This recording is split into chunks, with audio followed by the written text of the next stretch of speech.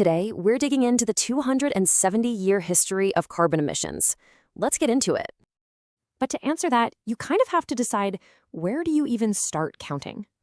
Because who's emitting today looks totally different from the full historical picture. So let's do it. Let's go back to 1750 and see the whole 270-year story. Get this, one single country is responsible for a full quarter of all historical emissions. And yep, that country is the United States, holding that #1 spot. Just think about that. One country, 1/4 of all emissions since 1750. Wow. Okay, so who's in second place? Well, it's a much more recent industrial powerhouse.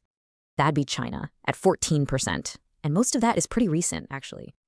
But look at the difference. That gap between first and second place is huge. And rounding out the top 3, that would be Russia, sitting at about 7%. But wait a second. What about Europe? You know, where this whole thing started. Well, if you look at them one by one, their shares seem kind of small, right? But what happens when you start adding them up? It's a whole different story. Put them together, and those 6 nations alone jump to over 17% of the total. It just goes to show you the deep, lasting legacy of Europe's early head start. Of course, you've got other big players on the list too, like Japan, India, and Canada.